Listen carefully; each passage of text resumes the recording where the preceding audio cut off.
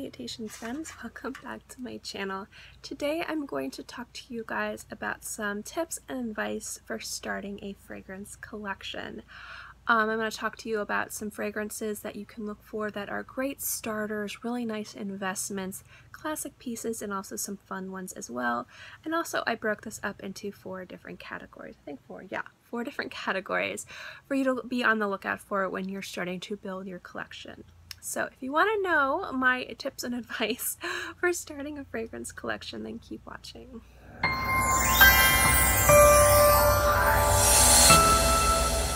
I've been asked this a lot, just in questions, and just by some friends as well. And also when I worked in the fragrance store, the perfume store, about like key things to think about when you're purchasing a fragrance, or not purchasing, but starting a fragrance collection. Generally, sometimes people will already have some favorite fragrances and they want to make the jump from a fragrance person who likes to wear fragrances and enjoy it to a fragrance collector that has substantial pieces, collects houses, specific notes. Just going from someone who might have 4 or 5 bottles to like 20, 30, 40, 50 bottles or more to actually start being a collector. Now you could get into the nose, you could get into the houses, you could get into the ingredients. All of that I'm not going to get into today. I'm really just going to go into the basics as if you only owned 1 or 2 bottles of perfume. Because I think once you have 5 or 6 bottles, you know what you like, you know what to expect, and you can generally start to appreciate more noses, unique notes, different houses, and things like that. You usually get into more niche brands, more higher end designer brands, some private blends, and you start to already have an appreciation for fragrances. So what I wanted to do today is talk to you guys about what you would do is if you really enjoyed fragrances and you wanted to start a collection and you only had 1 or 2 bottles into your collection. This video is going to be more talking and less showing bottles and notes and reviews. And I tend to, when I talk, babble a little bit, so I'm going to apologize if I get off topic. I'm very sorry. But I did want to share this with you guys because it is something that's been requested, and I did want to get into it with you. So I'm going to link below my 2 fragrance sample resources. They're great places to sample fragrances because I think the most important thing is to find out what fragrances work best for you. If you only have a few fragrances in your collection, a lot of times of what I've noticed is people tend to stick with the same thing. Either they have one type of fragrance in like 4 or 5 different variations, one house in 4 or 5 different variations.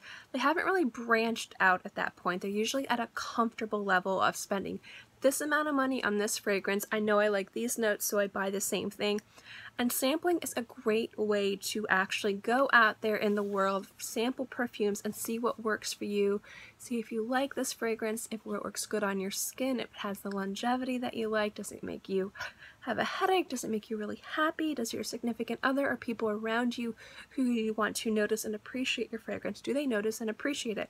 Sampling is so important. So I do have the sample resources below, and as I get more resources and as I test out new places, because I am testing out a few new places for samples, I will update and do more videos on that. But do check out those videos below.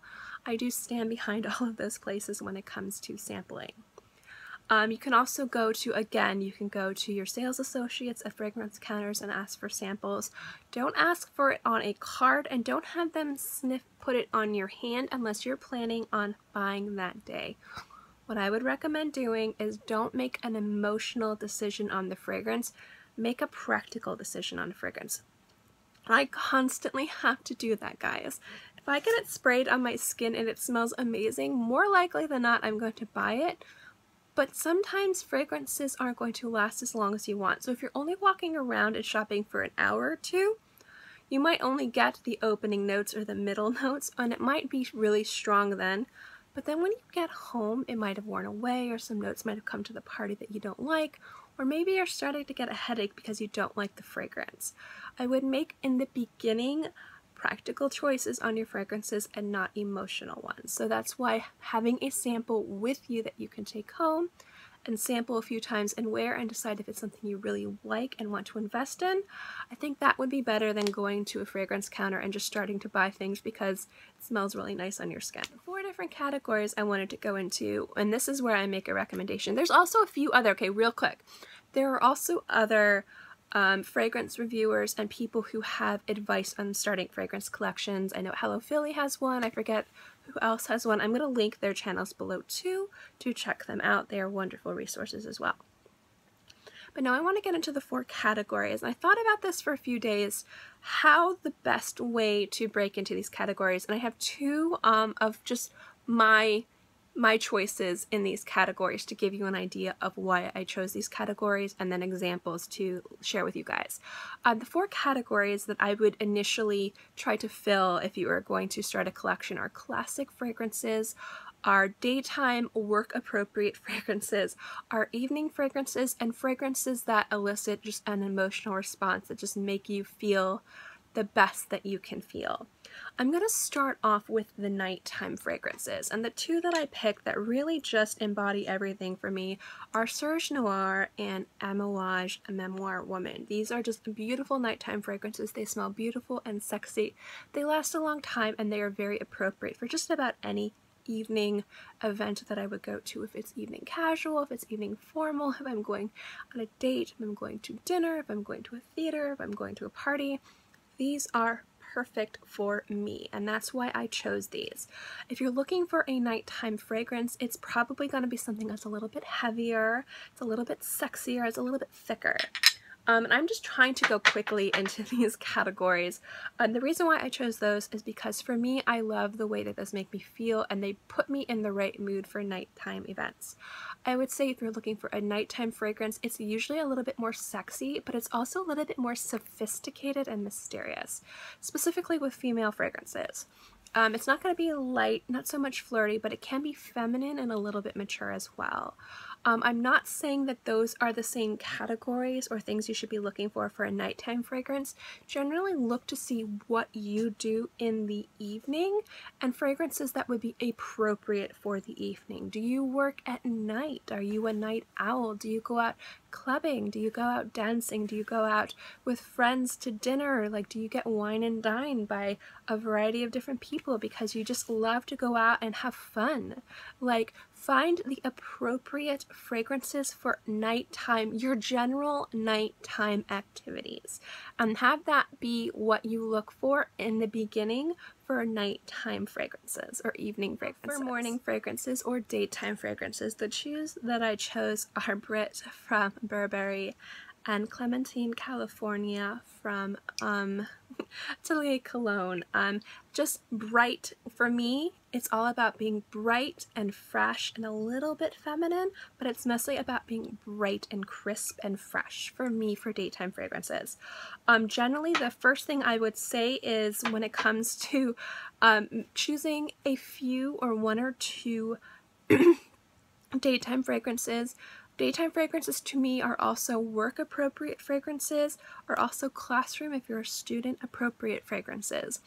Generally, you want something light, non-offensive, not much sillage, sits a little bit close to the skin, but still has a nice aura or sillage around it where people can experience your fragrance, but they're not going to be choking by it if you're in close proximity to them for a few hours at a time. The other nice thing about daytime fragrances is that they're very fresh. So if you're out doing activities like say you're jogging or say you're going shopping or running or just running errands, you're going to smell fresh, you're going to smell pretty, and you're going to smell appropriate for pretty much anything you would do during the daytime. I look for, again, very crisp fragrances, a little bit floral and feminine, but mostly citrus for the daytime, specifically because the environment that I live in. Again, I live in humid, hot South Florida, so my requirements or my desires for daytime fragrances, also I work at home, are going to be different than yours. Again, like the evening fragrance, look to what your normal daytime activities are and find appropriate fragrances. Generally at night it's going to be a little bit heavier, and the daytime's considered to be or deemed acceptable, but again, fragrances are pretty much you can do whatever you want with them. A little bit lighter and not so heavy. So I would find a fragrance or 2 or 3 fragrances that really just make your heart sing and you want to wear all the time, because generally generally daytime fragrances are the ones you're going to wear more frequently and probably wear the same one over and over again. It's more of a signature scent to me, a daytime fragrance, but again, some people consider nighttime fragrances signature fragrances. It's completely up to you. Find fragrances and notes and the type of fragrance that is going to be most acceptable for your environment and makes you happy, and then start building a collection around that. For me, again, it started off with my Ride or Die fragrance, which was Dolce & Gabbana Light Blue. It's very easy to wear, very effortless, beautiful and clean and feminine, but not so feminine to where if I'm kind of in my sweats or in my pajamas and I have to run to the store, because I have done that before, where it seems weird that I'm wearing that fragrance. It works with pretty much if I'm dressed up for the day or if I'm dressed down for the day. You really want your daytime fragrance to be kind of universal and easy to interpret no matter what you're doing or where you're going. I know usually evening people it's a little bit more planned. You're going to this specific event or this specific place. You might have an outfit shows out. Daytime, sometimes people roll out of bed and they're like, oh my gosh, I'm late for work. Oh my gosh, I'm late for class, and they throw on. You want to be able to grab a fragrance, spritz it on, smell amazing, go out the door and not smell like you're trying too hard. Does that make sense? Sometimes if you dress a certain way and you wear a fragrance, it's like you're trying too hard, and there's nothing wrong with that. I do that a lot. But I think if you're starting a fragrance collection, it's really important to make smart decisions when you initially purchase fragrances. So finding a fragrance that's going to be universally good on your skin and universally work with however you dress or where you go in the daytime is really appropriate. The best example I can have for that from my collection are the ones that I've shown you, also Dolce & Gabbana Light Blue. Other amazing recommendations that I can give you guys that are not in my collection are Marc Jacobs Daisy is a fantastic one, a Versace Bright Crystal, things like that. I'm trying to find a really good like niche example. I would probably say Le Labo Santal is a really good example as well.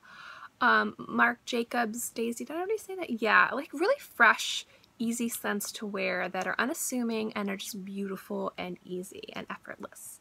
I think easy and effortless and sits a little bit closer to the skin are perfect for morning fragrances. I know I'm going off topic, so we're gonna keep going. We've established morning fragrances were effortless, easy. They're not gonna hurt people if you go to work or you are in class, so they're not really heavy fragrances that are gonna choke people 2 or 3 seats away. Evening fragrances are a little bit more catered to the specific event that you're going to or the specific lifestyle that you lead in the evening. If it's clubbing, if it's dancing, if it's dinners, finding a fragrance that's going to work appropriately for all of those events that you go to. So now we're going to talk about the 2 fragrances that I'm going to show. Is the next category that I wanted to talk about is classic fragrances. I think everybody needs a classic fragrance in their collection. The 2 that I chose, again, it's completely up to you. I chose Shalimar from Guerlain and Chanel No. 5. I think having a classic fragrance in your collection is just such a nice thing to have. Again, if you like the fragrances, if you don't like them, then don't. And I'm not saying these 2, but I think these are 2 perfect examples of classic fragrances to have in your collection. They are well known. They've been around for, oh my gosh, almost 100 years. I think these were both created in the 20s. They are universally known. They are universally pretty much flattering on a lot of different people. Some people really like the scents of these and some people don't, so do test it out first. These definitely aren't daytime events. But what I love about classic fragrances is if you ever want to feel sophisticated or you ever just want to feel like you're something extra special, classy and elegant, like there's nothing that a classic fragrance can't do for you. So what I do is find the classic fragrance that just makes you feel like classy and elegant and sophisticated and just top-notch, and just you buy it and wear it maybe for special occasions, maybe on days where you're feeling a little bit down. Like classic fragrances just really just pick up my mood, especially if I'm feeling extra crummy. Like there's just something really wonderful about a classic fragrance. And I think adding 1 or 2 classic fragrances to your fragrance wardrobe and collection is going to be something that you're going to really enjoy. Last but not least is the time where I would say use not logic but emotion. After you have your morning fragrance, your evening fragrance, and maybe a few classics in your collection, purchase things that give you that emotional response and excitement. You have a good foundation down. That's what the daytime fragrance is for, and that's what the evening fragrances are for. Now you can start really getting excited about new things that you want to try. You have your wardrobe down, you've got it good, you probably got about 5 or 6, maybe 10 bottles of your collection at this point. I would get 2 or 3 of the morning or evening before you really start making emotional purchases. And the reason why I'd say get the foundation down is because once you go into the emotional portion of purchasing fragrances, that's when you're gonna go from 10 bottles to 100, 200, 300. That's where you're really going to start going into the deep end with money, with houses, with bottles. And that's why I kind of think you should do this last, because a lot of emotional a lot of emotional purchases are going to be very specific fragrances that might not be appropriate for evening or daytime, depending on your mood or what you do. I have a lot of fragrances that are emotional purchases that I have to be very careful where I wear because my mom doesn't like them, my husband doesn't like them. I'm going to be sitting really close to someone and I don't want them to think that I'm trying to kill them with my fragrance because it's really strong and specific, because I like really interesting smelling fragrances. I like really interesting niche brands, interesting notes. I like it to tell a story. So the ones I chose are my most popular emotional fragrances and the ones I talk about a lot, because if you wanted to see an emotional response to a fragrance, you will see me talk about these specifically. It's Maison Francis Kurkdjian, Baccarat Rouge 540, and my beloved Armani Prive Rose d'Arabie. Also not included would be Bay Rose 26 from Le Labo. Now, emotional fragrances are perfumes or a fragrance or anything. Maybe it's a body lotion, maybe it's a body oil, maybe it's a hair perfume.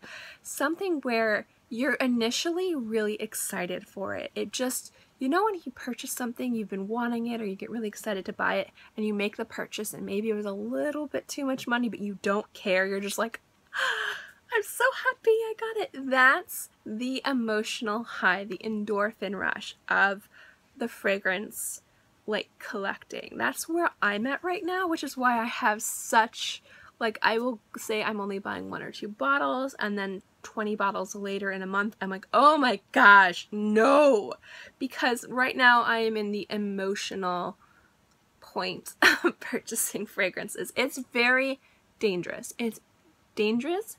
You have to be very mindful of your budget, the room that you have, the fragrances you have in your collection, but the emotional purchasing is when it's the most fun too. It's when you do the most exploring and the most growing. It's when you start to learn about new houses, niche brands, noses, new ingredients. You start to really appreciate the fragrance community and the fragrances out there a little bit more when you start adding emotion to your logic. You do have to make it logical. If you fall in love with a $1,000 bottle of perfume and you can't afford a $1,000 bottle of perfume, don't buy the $1,000 bottle of perfume, guys. Don't. But try maybe to find something that's more similar, or save up maybe. I don't know. But the emotional time when you purchase fragrances is the time where instant gratification is at the most extreme. You have to be very careful. But the really nice thing about this time is this is when you get to really experience the joy in building your fragrance collection. It's really important to have the foundation down. It's really important to have your everyday perfumes, your grab and go, the things that you're going to reach for when you're really going to be interacting with other people and you want to make sure that you have the most appropriate fragrance. The emotional time is when you get to have the most fun. You get to go to the fragrance counter. Maybe you have a budget for fragrances and you're like, okay, I've saved up, you know, I'm just going to throw out a number out there. I'm not trying to lowball or highball anybody. saved up $500 and you're going to go to the fragrance counter at Macy's or Saks or Neiman Marcus or Bloomingdale's or Sephora or Ulta, and you're going to buy a few bottles of perfume, and you're really excited and you're smelling them on. You've got your little sticks and you're like, this is so fun. And then you buy your fragrances and you go home and you just remember the fun you had choosing the fragrances, sampling the fragrances, purchasing the fragrances, and they're in your collection. You have that high, and that high doesn't really go away because you get to wear the fragrances, and scent is like, for me, I don't know if other people feel this way, like to me scents bring back memories like that. And so I remember the high of purchasing some of my favorite fragrances after sampling them and trying them and getting really excited. Specifically like this one. Like every time I wear this, I remember how excited I was to purchase it. And my essay sprayed the, he sprayed this tissue paper in the bag, and my entire house smelled like this. And I was just like on this like high of purchasing this bottle of perfume for like a few days. It was just like this euphoric high, and my husband was like, what the hell is wrong with you? The emotional time and the emotional purchases are going to be the most fun, and that's why you're going to find your collection is going to expand fast. Faster than what you might think it would be. And now I'm not saying everyone who starts a fragrance collection is ultimately going to have 40 or 50 bottles or more, but it is going to be a time where maybe if you thought you were only going to have 4 or 5 bottles, you might have 10 or 15. Because when you start making the emotional purchases, it is kind of addicting, and you do get really excited because fragrances are so interesting and there's so many different ones out there, and you will never have enough. I'm telling you, you will never have enough. So you need to make sure that you're making smart decisions with your money and your space and your time. But the emotional category is the most fun. And I know I'm literally looking at the time. I've been talking about this for like 7 minutes now. But I feel like that should be the last step or the last category, because if you start making emotional purchases before you get your morning fragrances or your evening fragrance or maybe a few classics in your collection, you might miss out on some really great everyday fragrances that you might find to be a little bit boring or basic. And I feel like enjoying and really appreciating basic fragrances that have just this really wonderful warmth or crispness to them, maybe aren't exciting in notes or presentation, you're going to have a real love for an even better appreciation for the outlandish, crazy, unique brands and fragrances out there once you have a good foundation built. So I also think that it's better for you and a better experience once you have a good idea of what a good solid perfume is that a lot of people like, and then going from there. I kind of went off on a little tangent, and I kind of went a little, you know how I do these videos, guys, but I am going to summarize it really quickly right now. Evening fragrances. Again, these are fragrances that are appropriate for what events and activities you have during the evening.